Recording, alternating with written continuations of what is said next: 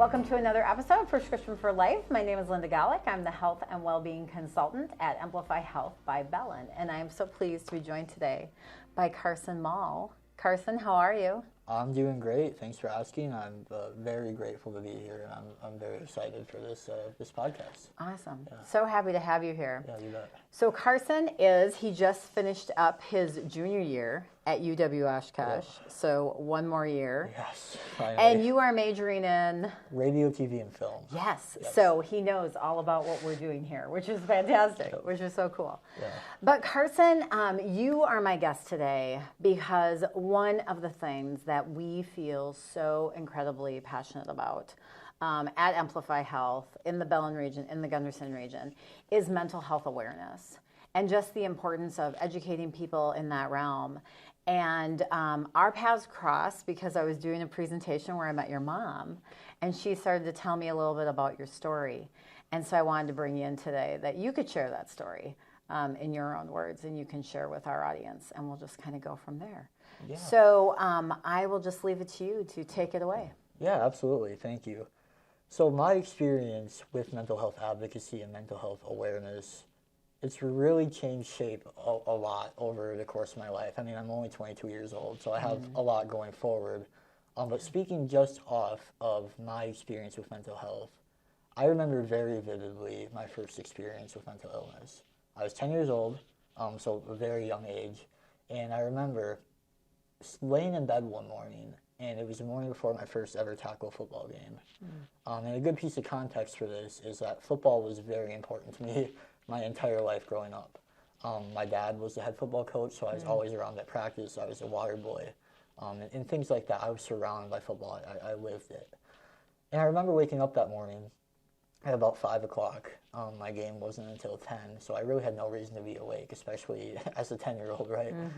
And the first thing I noticed was that my heart was beating incredibly fast, and my palms were sweaty.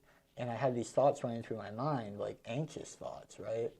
And thoughts of fear of failure and fear of disappointment. And I think failure and disappointment are the biggest keywords there. Is, as I continue to describe my experience with mental health growing up, the biggest thing surrounding my anxiety was being afraid to fail and afraid to disappoint the people around me. And those were the thoughts going through my head that morning. Like I said, I'd always grown up around football, so I'm like, oh, what if I don't do well? What if I don't do as well as I'm supposed to? What if I, disappoint my coaches, my teammates, my parents, right? And that morning, I kind of just brushed it under the rug. As a 10-year-old, I didn't really know anything about anxiety. It's very easy for me to look back at it now and recognize and diagnose these symptoms. And I'm sure at the time, if I would have told anyone, they probably could have diagnosed it as well. However, like I said, I kind of just swept it under the rug. Didn't tell my parents, didn't tell my teammates or coaches or anyone, and just kind of thought that it was normal and that they would go away. And the years following that, these feelings that I would get, like this fear of failure and this fear of disappointment, they continued to compound into all the other aspects of my life. School, I would get nervous to the point of puking or things like that before a big test in math or social studies and things like that. And not only that, but growing up and being a teenager, obviously you get into arguments and fights with your parents. That's a normal part of being a kid. But I didn't react to those well at all. Any fights or arguments I would have with my parents, and this is no fault to them at all, they handled it beautifully, and they're amazing parents, and I love them both very much. I would always walk away, in my mind, and feeling like I had disappointed them and that I was a failure. And again, that's no fault of their own. That was just the mental health symptoms that I was dealing with at the time. And as I said, those feelings and those symptoms of anxiety and even depression at times when I did mess up and I did fail, I would get depressed because we're all human, we all make mistakes, right? I didn't handle those mistakes and those failures in a very healthy way. And like I said, that compounded into a lot of parts of my life. My family, my school, my sports, my friends, all those sorts of things. It got to the point where when I was 14 years old, I'd been dealing with these symptoms and, not telling anyone about them because, again, I didn't really know about them and know what they were or why I was going through them, where I had been dealing with it for 4 years at this point. And there came a couple month period in my life when I was 14 years old. It was January to March of 2017, where things kind of just got too much for me to handle. For example, like I failed a couple tests in school. Not my best moment, obviously. I broke my arm playing hockey, so I had to sit out for a while from that. And were you in 8th grade at the time? I was in 8th grade. You were in 8th grade, Yep. okay. Yep, I was just finishing up my 8th grade year, so this was before I got into high school even. And I remember specifically the night where I attempted to take my life. I had just walked away from a regular argument with my parents, like a regular disagreement, something that every 14-year-old and parents have all around the world every single day. And I remember going up to my room that night, and I was reliving all those feelings that I had been the last 4 years. And this was the first time the thought popped into my head ever. And the thought was, what if my parents were better off if I wasn't here? And just like my feelings of anxiety and my feelings of disappointment and failure, that kind of expanded. It turned into, what if my teachers were better off? My siblings, my coaches, my teammates, my friends, everyone around me, all those feelings of disappointment and letting them down that I had been experiencing, they were very real to me that night. And I felt like I finally had let them down and disappointed them too much, to the point where they would all be better off if I wasn't there. Going forward from that, I did attempt to take my life that night, which left me with some very severe, obviously, physical injuries, as well as, obviously, mental health issues as well. But the first thing that I remember right after my attempt, immediately afterwards, is, and I wasn't fully conscious because of the extent of my injuries, so it wasn't a conscious thought that I had, but it was an instinct that I had just woken up from, not to be graphic here, from being shot in the face, right? That's not something a lot of people get up from. And again, this wasn't a thought that I had at the time. It's something I absolutely know now, but I realized at that moment that I had been given a second chance and an opportunity at something that people don't really get a second chance from. Yeah. So I had that instinct and that feeling that I needed to fight to survive, to preserve that second chance that I maybe should not have gotten, that a lot of people don't get. So you were then quite quickly after this happened, you were really inspired that I'm here for a reason. I made it through this, and you felt great purpose, like pretty much right away. Immediately, yes. Wow. And that was for a multitude of reasons, but honestly, it's definitely the reason why I'm still here today. I mean, a lot of people, you take a look at suicide attempts, and the majority of them are followed up by subsequent attempts. And that's the biggest fear, obviously, for people who attempt, is that might not stop, right? And that was something that obviously my parents and my doctors were concerned about. And a lot of questions I get when I do public speaking, and people who do want to hear my story, a lot of them ask, like, have you thought about or attempted suicide since? And honestly, since that moment when I woke up, it has never crossed my mind wanting to leave this world again. Just because I have that second chance, and at that moment, even as a 14-year-old, I kind of got the feeling and the understanding of how precious my life was, and the fact that it was preserved through dire circumstances was very important to me. So then what was the journey like? Obviously, physical things that you had to go through and surgeries and some of those things. Tell me about the mental health journey then from that point forward. What did that look like for you to, grow from that moment and then to, where you are today and rebuilding yourself, so strongly to a point where you're out telling your story and you're being an advocate for this. What did that look like? It's been a very long journey. It's easy for me to stand here today where I'm doing well in life. I honestly can say fully I love my life, and I'm very happy with where I am and what I'm doing. But it wasn't always like that. If I'm being honest, I know a lot of people ask this as well, my mental health post my suicide attempt was a lot worse than it was before. I was struggling a lot more afterwards because of all the things that fell into place after my attempt. But ultimately, like I said, there are a couple things that kept me going and kept me going through that journey. And like I said, the first thing was the feeling of the preciousness of what I had gotten a second chance at. So knowing that I didn't want to hurt myself and I didn't want to, attempt to take my life again, despite how hard things got afterwards, was very important. And then the second thing is a moment I remember very clearly. It was maybe a day after I got into the hospital, which was Children's Hospital in Milwaukee. A great hospital. I love everyone there. And here I was, 14-year-old kid. I wake up in a hospital bed with tubes all attached to me. I can't move. Things hurt. I'm terrified, right? This is the scariest moment of my life. And the first thought that runs through my head is, oh, Carson, like, you've really done it now. I talked a lot about my feelings of disappointment and failure and the mistakes I made before this. And here I was, having just made the biggest mistake of my life. I had made my parents drive 2 hours to Milwaukee, not knowing if their son was going to be alive when they got there. And those were the kind of thoughts that were running through my head at that point. The same thoughts I had before my attempt is, I really messed up now. I did it to a point that can't be forgiven. So when I got to speak to my parents the first time, I was obviously terrified, knowing the mistake I had made and what I had put them through.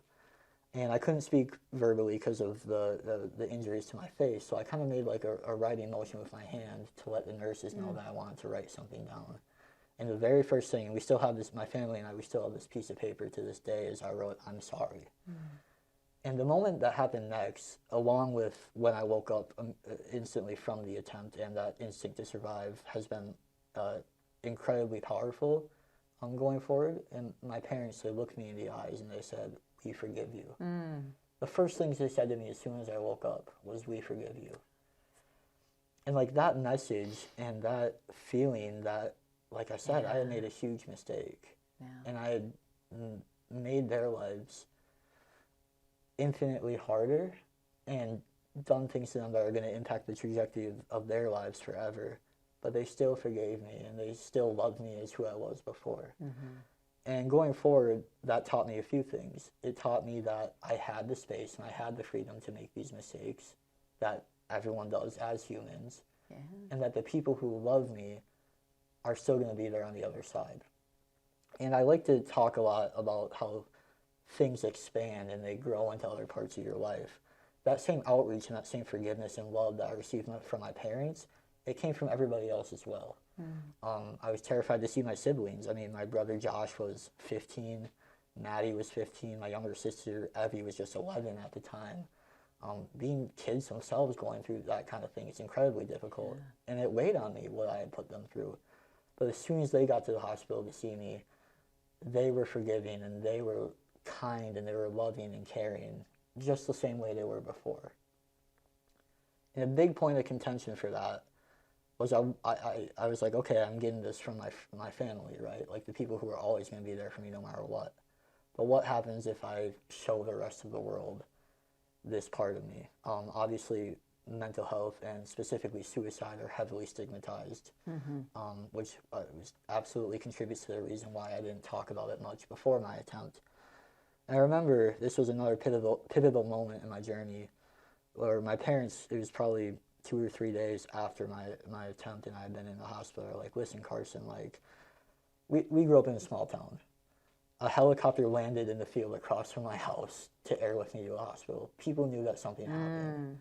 People knew my family was out of school. People knew that there are ambulances and a helicopter at my house.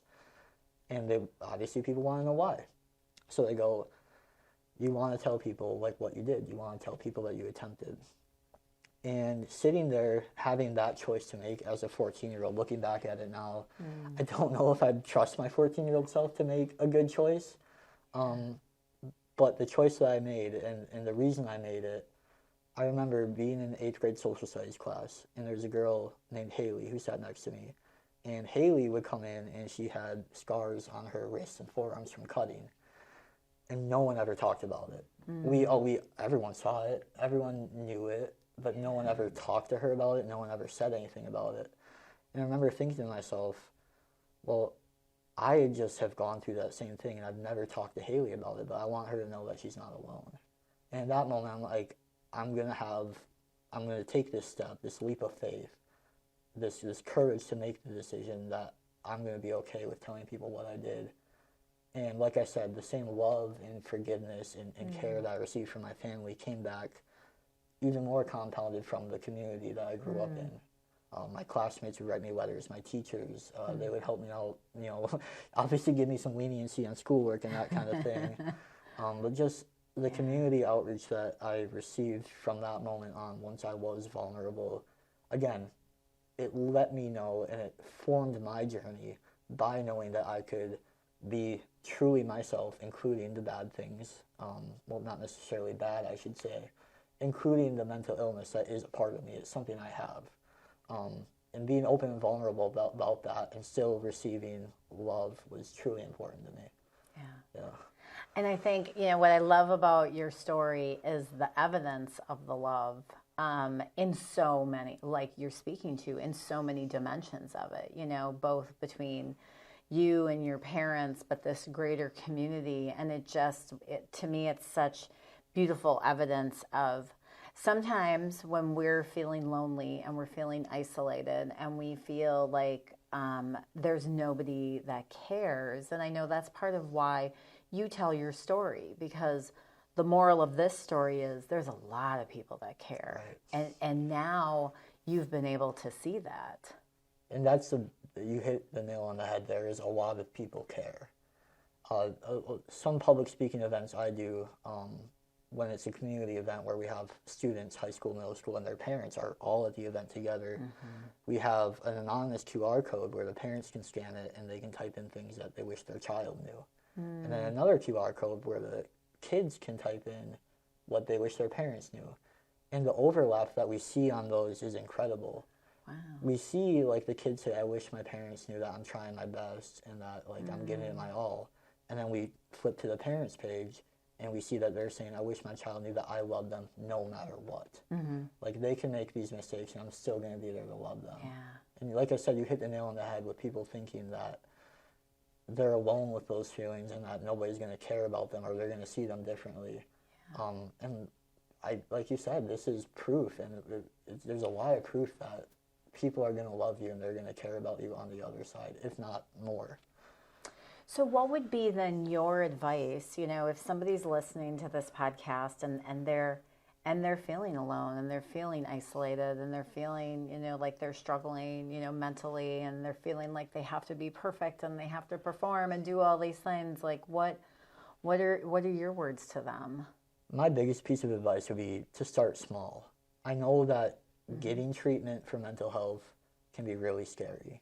I mean, you think about, I'm a very big advocate for therapy and counseling, and I've gone through years of it myself, and I think it's been extremely beneficial. And I know it can be scary to go open up and be vulnerable in the front of someone you don't know. I was kind of thrown into the deep end of that experience because obviously I didn't really have a choice but to get treatment. But my biggest piece of advice would be to start small. You don't have to immediately jump to go seeing a therapist and, telling them everything.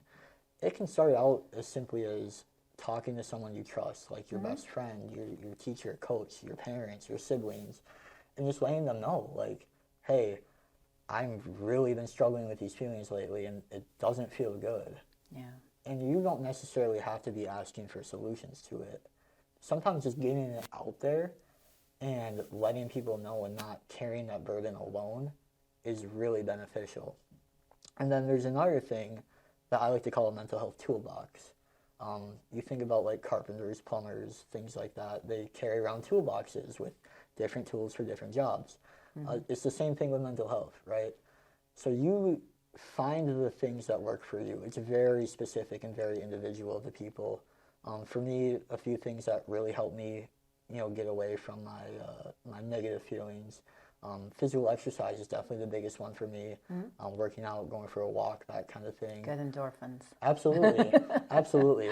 But some people, it's reading a book, it's writing, it's watching a movie, playing video games. Just knowing what your safe place is, where you can go, even if it's just for 10 minutes, to not be overwhelmed by those negative emotions is really important.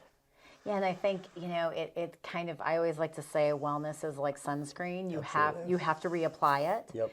And that goes with mental wellness as well. It isn't just something that we accomplish and we check it. Right. Oh, got that done. No, as life ebbs and flows, we have to keep reapplying those tools, that sunscreen, whatever it is that works for people.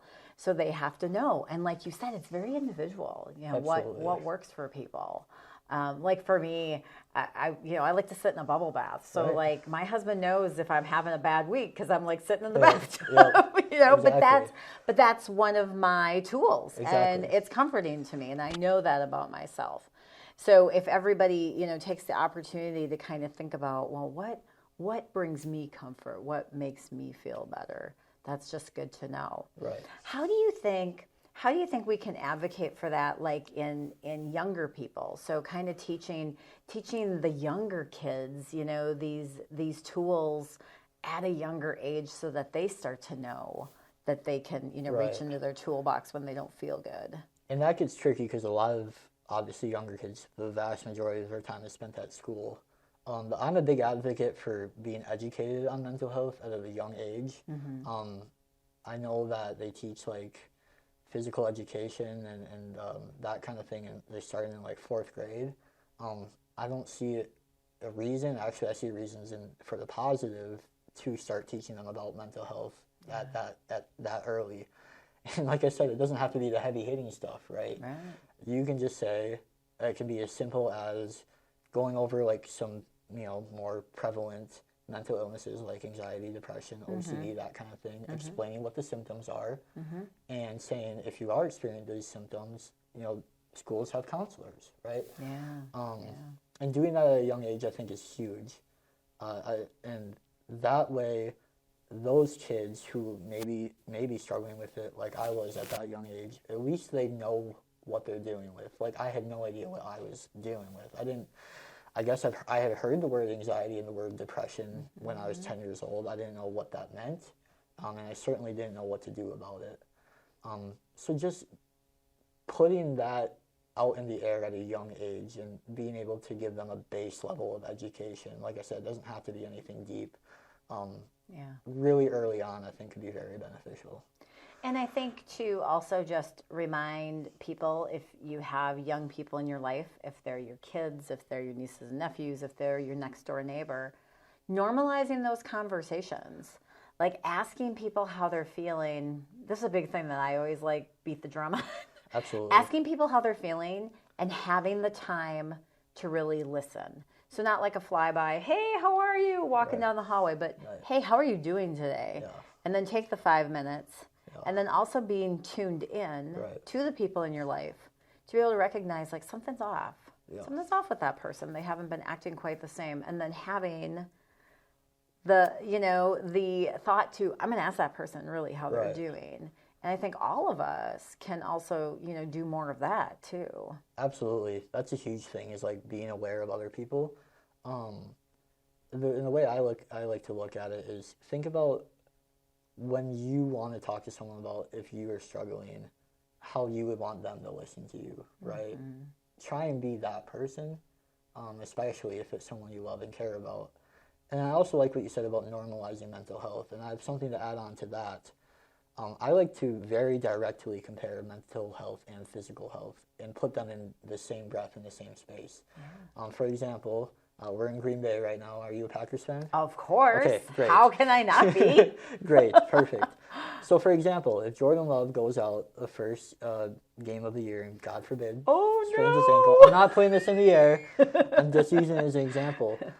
No one's going to be like, hey, Jordan, like, toughen up, play through it, that kind of thing. And I think we need to view mental health the same way.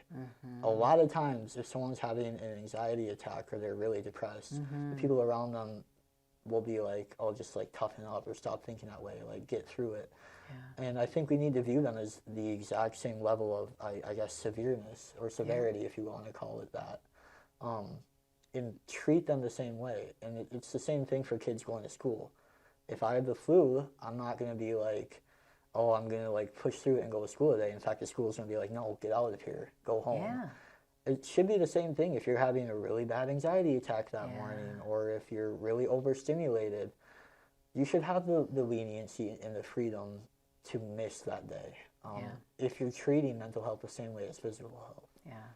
I so agree. That's one of the premises in mental health first aid is, if somebody had broken their leg, Right. we would attend to them right away. Exactly. If somebody is having something going on in terms of mental illness, we need to attend to them right away. You're right. We need to treat it with the same urgency. Right. It shouldn't be different. Exactly. I view it 100%. So what do you want young people to know? So, people that might be listening to this podcast that may be feeling some of the feelings that you were feeling, back when this journey was starting for you, what do you want them to know? The biggest thing I want them to know, and it's absolutely a large cliche, but is that you're not alone. I know that, especially as a teenager or a young person, going through those feelings and those emotions, you very much feel like no one around you is going to understand them, especially your peers and the same people your age. When I can tell you, like, statistically, that couldn't be further from the truth. Man. So many young adults and teenagers, 10, 11, 12, 13, 14, experience some form of mental illness. The majority of them actually, over half. And it takes a lot of courage to talk to your peers about that, and be open about that. And like I said, you don't have to be completely vulnerable and tell them every single thing you're thinking and feeling.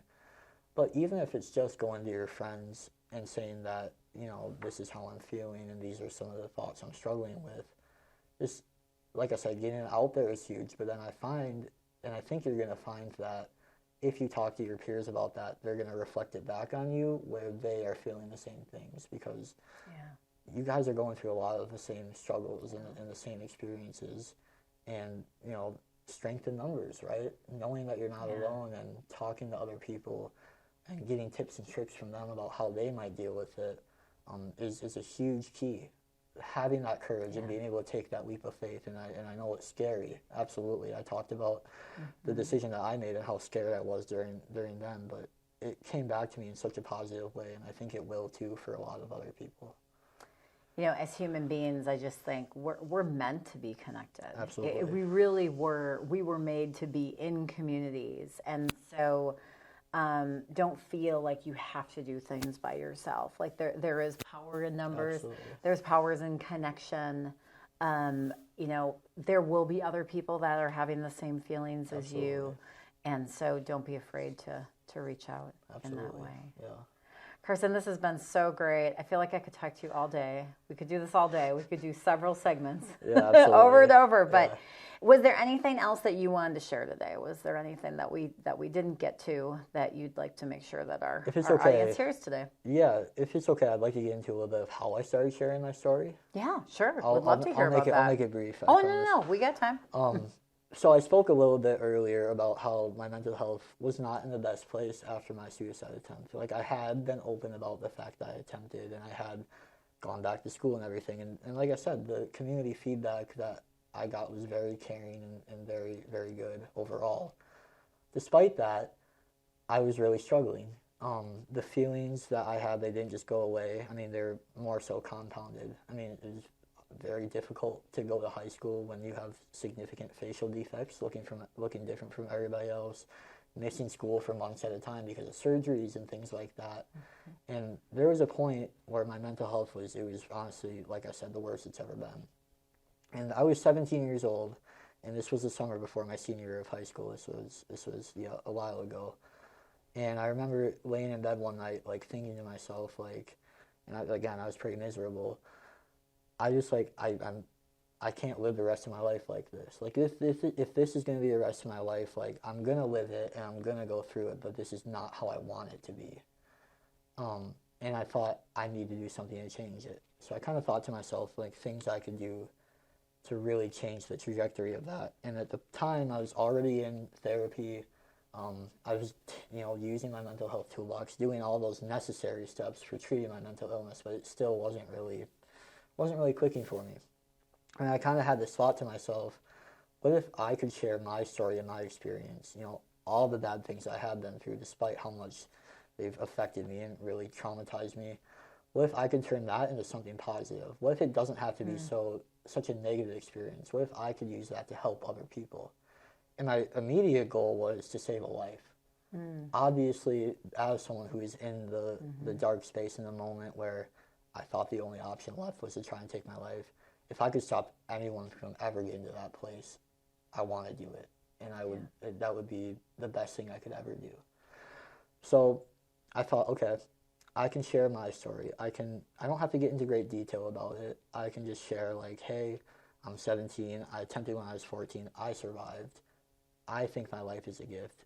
And you other people out there who are struggling, you're not alone. So this was during COVID at the time. So I made a quick 1-minute TikTok video, posted it, went to sleep, didn't really think much of it. And I woke up the next morning and I opened my phone and turned off Do Not Disturb and all that stuff. And there's like hundreds of thousands of likes and thousands of comments. And again, all these memories that stick with me, very vividly detailed. I was scrolling through the comments that morning and I found a comment from, I think, a 15-year-old girl saying, like, I was like struggling with the same things you were, like this feeling of disappointment and failure to a point where I was thinking about taking my life. But because I know I'm not alone, I'm going to go seek help for that. And immediately I was like, okay, so I've done what I set out to do, but because of all the other things and the hundreds of comments I received like that of people sharing like, I'm struggling with this too. I saw a huge community of people who are willing to be open about that. And I thought, well, I can turn this into something more. And I can bring this forward. And since then, I've really enjoyed doing things in person like this. I started off doing social media for a while because of COVID. But I remember when I got my first invite to do a public speaking event. It was at a small middle school local to me. I was nervous, very nervous. But the feedback and being able to look, it was a classroom of 8th graders who were my age, the same age I was when I attempted. And being able to look them in the eyes, and after I was done presenting, even though it certainly wasn't a great presentation and I wasn't very fluent with my words because I was nervous, the fact that they were raising their hands, they were asking questions, they were talking to each other, and just seeing that social interaction fueled by talking about mental illness from a classroom of 14-year-olds was very impactful on me. And ever since then, I've very much enjoyed, and it's brought a lot of joy to my life being able to do that kind of thing. I mean, around the country at this point, and being able to do that, and it's something I feel like is my purpose. Yeah. That's so amazing, because one of the things that we focus on with our health and well-being series is we call them Lifesaver stories. And so we talk about, the different things that people do in order to help save lives. And yours is the absolute ultimate example of you using your story, and you are literally saving other people's lives when they hear you. Have you had that feedback from some of the presentations that you've done, that people have reached out to you and said, you really saved my life? I have, and I apologize. I'm getting a little choked up here because that, like I said, in that moment when I was 17 years old and I was really struggling, I never thought I could ever have that kind of impact. And the fact that I'm sitting here 5 years later, and I know I've done it multiple times, it's just, I didn't think my life could have this kind of impact, obviously, when I attempted, and the trajectory that it has gone on and the things I'm able to do today, where I'm able to use what could have been the worst moment of my life and turn it into something positive, and where I get to help other people and, like you said, literally save lives. It's it's surreal to me. Yeah. What a blessing. Absolutely. What a blessing. Huge blessing. Well, I can't thank you enough for coming in and being willing to share your story. I just hope that everybody, realizes that you're not alone, and there is help, and there's light, Absolutely. on the other side, if you work through it. And so that's what we're hoping to get out today. But I've told you this before, but I'm just so incredibly proud of you. Thank you. You're such just a brilliant young man. Thank you. Using your story to help others, and that is so admirable. So thank you for coming in here today and doing that for us. Yeah, thank you for bringing me on and giving me the platform to share my story. For sure. I'm very grateful to be here. You bet. You're so welcome. Thank you. You're so welcome. Well, thank you for joining us today. Please like, subscribe, share this podcast. We are sponsored by the Bellin Health Foundation, and they do a lot of work with our mental health divisions here at Emplify by Bellin. And if you want to get involved, you can also reach out to them to help us continue our mission of educating in terms of mental health. So again, Carson, thank you so much. Yeah, you bet. Thanks for having me. You bet. Thanks to our viewers. Have a great day.